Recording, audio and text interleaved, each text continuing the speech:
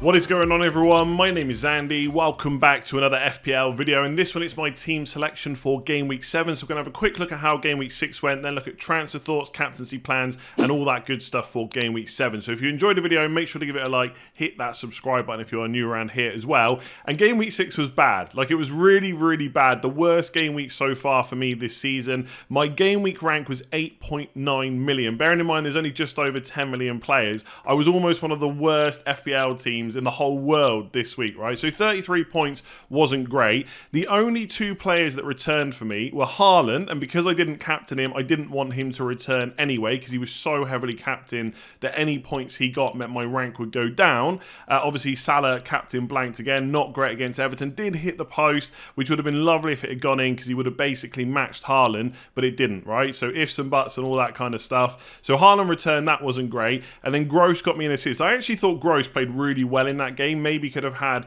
not necessarily had a couple more returns. I don't think he had a lot of chances, but he could have done if his teammates had picked him out in the box a few times. So he was picking up some quite nice positions. Everybody else blanked, right? It was that bad of a week. My overall rank went down from, like, I don't know, something like 150k to 450k, which still isn't that bad at this point in the season. I think this next period of play, like around Game Week 7, 8, 9, when people are wildcarding, some people are selling Salah, some people are still going to captain him and stuff like that. By the time we get to like Game Weeks 10, 11, 12, then we can take a proper look at overall rank, see how closely matched we are together. But right now, 450k still seems okay. I'm probably not going to win FPL this season, but you never know. I think the funny thing was, I really looked for a way to be able to bench Gabriel this week because I thought that when he played against Man United, look, Arsenal may or may not get the win. They didn't in the end, but I had a good feeling they would concede no matter what, and they did. So I benched his 1-pointer, and then 3 out of the 4 defenders that I played all got 1-pointers anyway, and the only other one was Cancelo with 2. So it hasn't gone well at all. I think Man City double up has been very unfortunate so far this season. There's a good few games, including probably that Aston Villa one, where they almost deserved a clean sheet. It was a nice goal from Bailey, of course, but they played well enough to get a clean sheet. They've done that in other games as well. So maybe been a bit unfortunate, but yeah, not great at all. 33 points. At least there's no way, surely, that I can have a worse week in Game Week 7. Let's look at how it's shaping up. So for Game Week 7, I've got 2 free transfers, and ideally I need to decide this week whether or not I'm going to wildcard in Game Week 9. As things stand, I don't see myself wildcarding in Game Week 8. I don't think there's enough benefit versus using it in Game Week 9, as I discussed in the wildcard video earlier this week.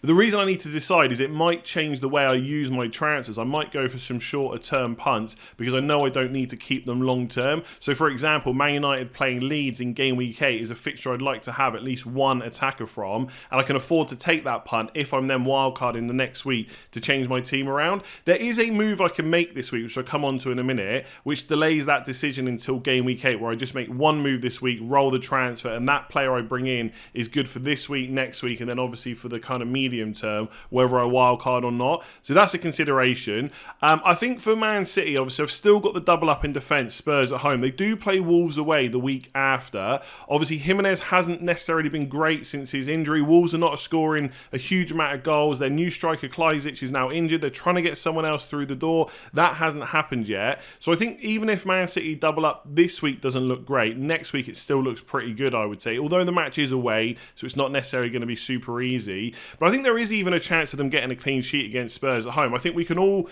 think right now how that game is going to go. Spurs are probably going to sit a little bit deeper than Man City do. Man City are going to have a lot of that ball, and Spurs are going to try and catch them on the counter. And with Kulusevski, Son and Kane, that's always a possibility, but I would hope that maybe there's a chance that Man City can get a clean sheet this week. I'm sure if you're a Kane owner or a Son owner, you're probably a little bit hopeful for returns this week, but at home, Man City defence is just so good that they could even keep Spurs out. So I don't really see that as a priority to kind of remove from my team. And also, last night in the Champions League against Sevilla, Kyle Walker wasn't playing, so Cancelo was on the right, and he was really good. I think he got 2 assists in that game. So if that continues and Kyle Walker's not quite back yet, although I think this is the kind of game where Pep would throw him straight back in, having Gomez on the left and Cancelo on the right just makes Cancelo even better. So not really in a rush to remove them. I think Gabriel, from kind of game weeks 9 onwards, I need to try and think about how I get rid of him. But this week against Everton at home, I really like that fixture. Arsenal defended really well this year. I know they conceded 3 against United, but they were chasing the game by the time the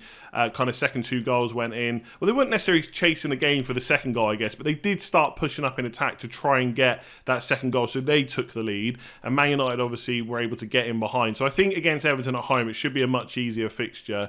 Good chance for a clean sheet, and he's always a threat in the box as well. I think with Gabriel, he's definitely someone, as long as he keeps his place in that team, which I don't see why he wouldn't, that when the fixture's clear, I will probably look to bring back in, because I think Arsenal defence has been good, and probably a bit like Man City, has been a little bit unfortunate not to keep more clean sheets so far this season.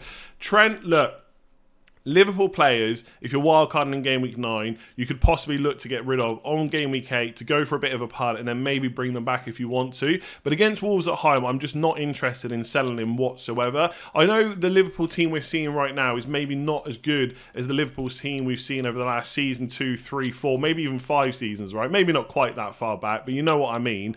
But Wolves at home, Wolves are not a team that score a lot of goals. I've got to keep Trent for this week, so no interest in selling him. Cucurella, though, is a different story. He might be sold this week.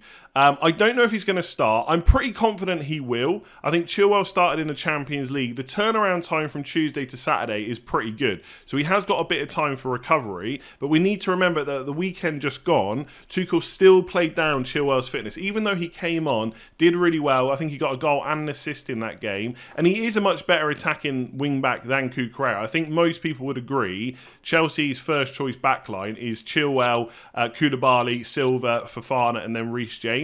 So Cucurella is probably not in their best 11, but I still think he's going to start this week. Do I think he's going to get a clean sheet? I'm worried. Chelsea are not playing well right now. I think their best performance this season was probably the Spurs game, where they did concede 2 goals. But if you watched it, they were really good. I think Kante was a big part of that. And although Kovacic is back, it's not making a huge amount of difference right now. They conceded in the Champions League. And by all means, I didn't watch that game. But listening to the commentary on Twitter while I was watching the PSG and Dortmund games instead, Chelsea just did not play well at all. Obviously, the Dortmund game was on at the same time as Chelsea. So I'm a little bit worried about them. I don't really care if I have to play Cucurella or not this week, to be honest. That's where I'm at with the Chelsea defence. So my possible transfer could be Cucurella to Trippier. I don't know if I would actually play Trippier this week. If I didn't, I would just play Dunk, because I think Dunk, even though he's away to Bournemouth, it's a pretty good fixture.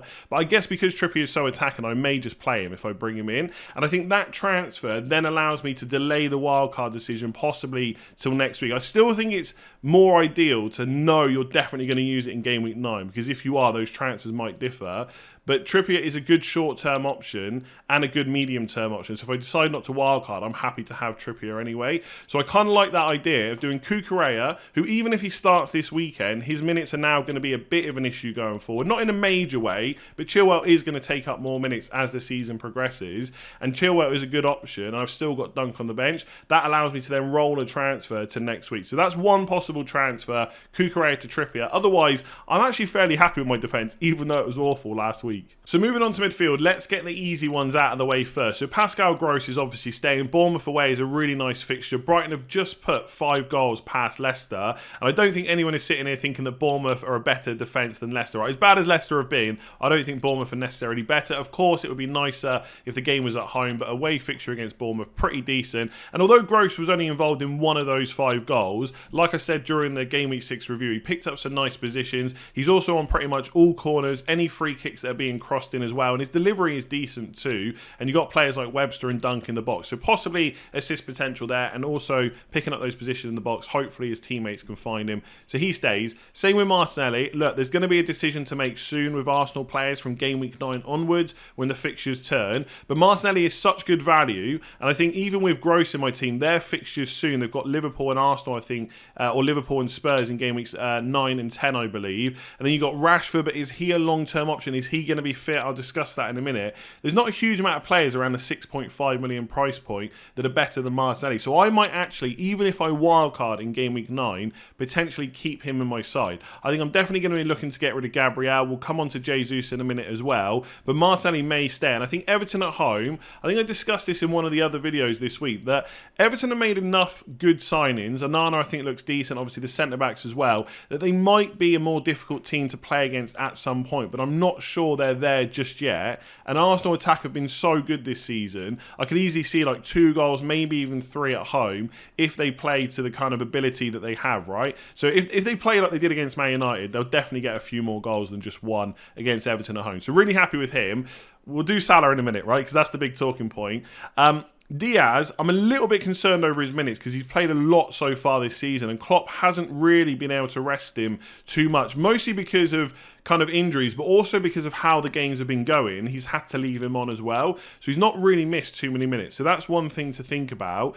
Jota's obviously back. He got some minutes in the last Premier League game against Everton. If Diaz starts in the Champions League tonight, bearing in mind I'm recording this on Wednesday, so the Champions League games for Liverpool and Spurs haven't been played yet, there has to be a chance that he maybe misses out against Wolves. I don't think it's very likely, but it is in the back of my mind. So one move I could make is Luis Diaz to Rashford, who has Crystal Palace away. If he's fit, he'll play. And then it's Leeds at home in Game Week 8, which could be the punt before I wildcard in Game Week 9. So that transfer's on my mind. The problem is that Rashford is not necessarily fit. He came off with what looked like a knock at the end of the game against Arsenal. So did Martinez, and neither of them was spotted in training yesterday. Now, the great thing about this week is, although we're having to delay transfers, which is a bit annoying for price changes, we are going to hear from Ten Hag before the Europa League game, and I'm sure he'll be asked about Rashford. If he's playing, obviously we know he's fit, and if he's not, he'll get questioned about why that is, how bad the injury is. So that's one transfer that I could make as well. If I just bring you over to this website's called FPL.team. I've used it quite a lot in videos. Make sure to check it out. It's a really great transfer planner. So one of the moves this week could be Cucurella to Trippier, like I mentioned. I don't know. I think given how probably good Newcastle have performed this week, and Trippier is a bit more attacking than Dunk possibly, I'd maybe play Trippier. But either way, it doesn't really matter. Then I would go into Game Week 8 with 2 free transfers, right? So Game Week 8, 2 free transfers, nothing in the bank. So I can't actually, if Trippier goes up in price, I can't afford him. So I am keeping an eye on that. And don't worry about captaincy. I don't ever set it on the planners. I only set it on the FPL page. I would captain Haaland over Salah probably in Game Week 8. Although we are now discussing how bad Chelsea defence is. Maybe it's a good idea to keep Salah. So that's one move. If I just reset this a second. The other move, obviously, Luis Diaz to Rashford, which could be done. And then either I play Cucurella or I play Dunk, right? I just play one of them. If I think Cucurella is starting, it would probably be him. And then when I move on to Game Week 8, I've still got those 2 free transfers that I could maybe make a move for the kind of medium term to delay the wild card, or I could just use it for a couple of punts in Game Week 8. So one thing I've looked at is Salah down possibly to a second Man United midfielder. It doesn't have to be a Man United player, but double attack against Leeds at home, that seems like a nice punt. And then Greenwood to Harry Kane, that's an option. And just for that 1 week, maybe play him instead. I'd obviously bench Cucurella, probably play Dunk ahead of Gabriel. That could be one way. So I've got rid of both my Liverpool attackers by Game Week 8. I've only got Trent left, and then in Game Week 9 I can decide who I want to wildcard back in. And I kind of like those 2 punts and having Harry Kane. The only issue is no Mitrovic. That is a big thing in my mind. He plays Nottingham Forest away. That is a game where he could score a lot of goals. So I just wanted to go through that because Trippier could be one move, Rashford could be the other one. Let's talk about Salah. I've got the captaincy armband on him for what is this now? The 6th time in 7 game weeks, right? And obviously it hasn't gone well. Haaland's got a hat-trick against Palace. That wasn't too bad because not a lot of people captained him. The next game against Forest they did. The next game against Villa they did. Obviously Salah did come very close to matching him this week. I think the issue for me right now is I can kind of get behind the fact that Haaland is the best captain now going forward, right? He's being well managed by Man City. We talked about this last week and the week before, right? He's constantly coming off as soon as the game is won. So his load, the amount of load his body is taking when he's playing matches is quite low. They're able to rest him quite a lot, even with these matches coming in quick succession. So I can see that he is possibly, probably, I will say, going forward, the better captain, especially with the fixtures that Liverpool have from game weeks 8 to 11, right? We discussed that quite a lot. Apart from maybe Brighton at home in game week 9, they're not great. So I can get behind Haaland being the best captain. We'll talk about this week later, but for the next few weeks, right, I can get behind that. I'm not sure I can get behind the narrative that Salah is finished. He's no good. He's playing really bad. Liverpool aren't great and all this stuff. I don't think we've had enough weeks to go on. And people in the football world, the football community, they do like to be very reactive. And even if you think about FPL transfers, a few weeks ago, everyone's bringing Tony in. He blanks for a couple of weeks. Everyone sells him. Then he gets a hat-trick. Now he's being heavily transferred in again. People are very reactive. And I just don't see Salah as this this suddenly bad option? But captaincy is a different question, right? The problem for me is if I sell him, I don't really know where I'm going. I could go to Harry Kane, but that's not necessarily a long-term move that I want to make because there's a lot of good cheap forwards right now, arguably even better than the cheap midfielders that we've got. The other option is Son, but I do worry a little bit about his minutes. I don't think he's going to miss many games where he's on the bench, but he is going to come off early, as we've seen quite a few times already. So he's another option. De Bruyne, but I've got double Man City defence. Is it worth using an extra transfer to get rid of that? I'm not really massively keen on De Bruyne, as you know. And if I'm going to captain a Man City player, it's always going to be Haaland anyway.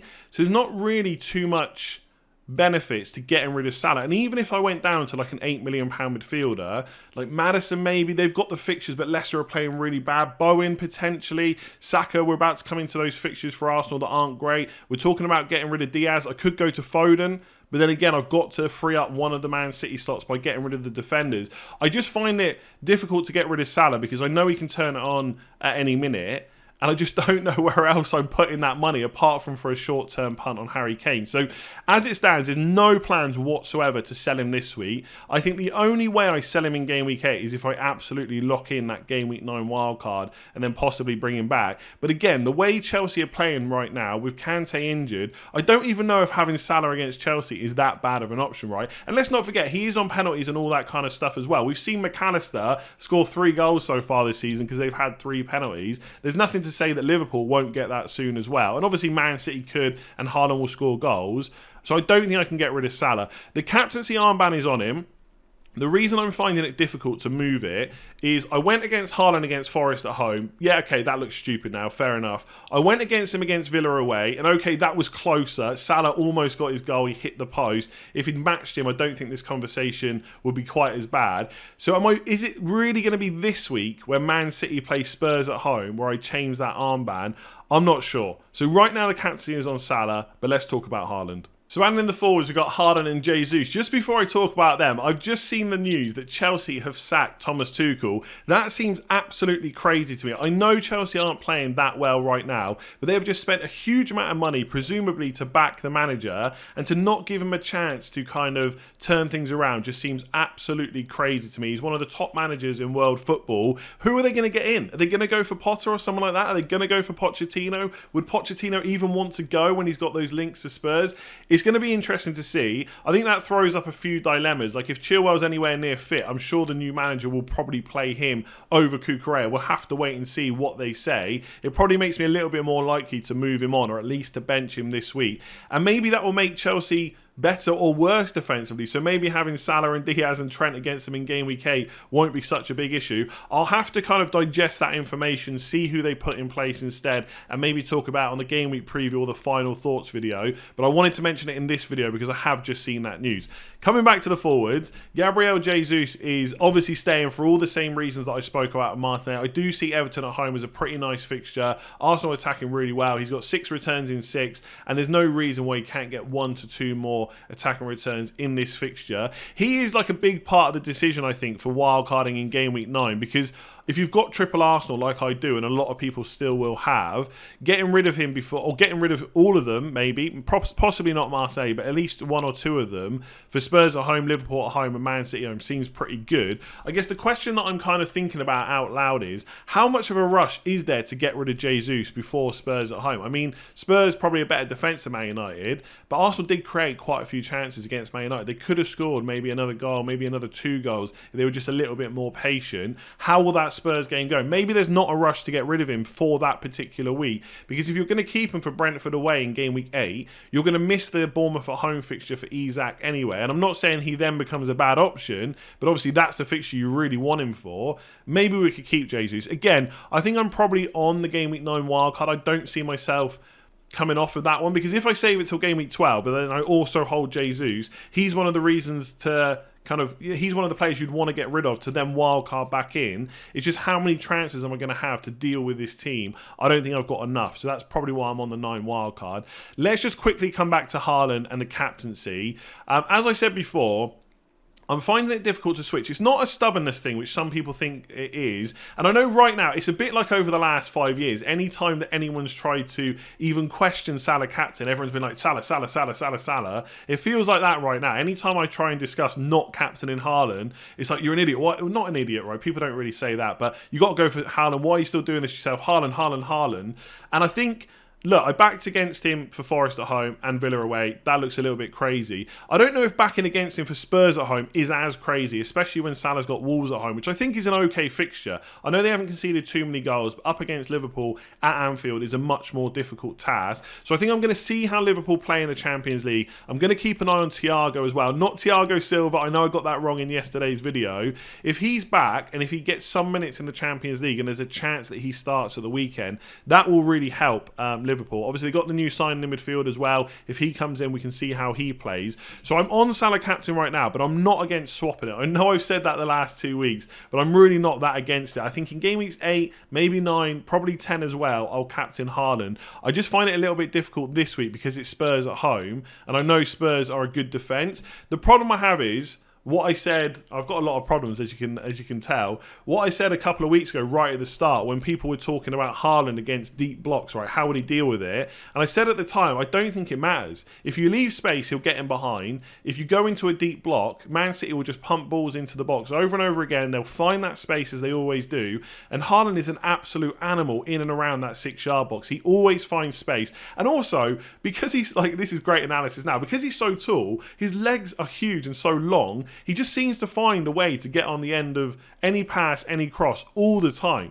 So I obviously don't think it's a bad decision to captain him against Spurs, right? He's a great captain this week, absolutely, and I may well switch. I just think if Liverpool show any signs in the Champions League, if Thiago's back, or if they just look good in that game and Salah looks back on it, I'll probably stick with him for one more week before then switching to Haaland from kind of game week 8 onwards, at least for a few weeks. I just think with Salah, look, I know he's not scored for 3 games, I get it, but had he got those 2 goals, those 2 good chances against Bournemouth, well, suddenly he's got 2 goals in that game, 2 assists against Everton, 2 assists against Newcastle, then it's only Everton that he's blanked. That doesn't seem so bad, but because he didn't get any returns against Bournemouth, it just looks even worse, and I get that, and I fully get why people are on Haaland, right? And he's obviously a great captain, as I've said many times, but that's the reasons I'm kind of on Salah for now. I may switch, mostly because I just can't be dealing with a headache every weekend of having to watch Haaland destroy my rank. But right now I'm on Salah, but I might switch. I probably should switch, right? So there we go, that's my team selection for Game Week 7. If you enjoyed that and found it useful, make sure to give it a like, hit that subscribe button if you're new around here. And of course, leave me a comment below. Let me know why I'm absolutely crazy to go with Salah again.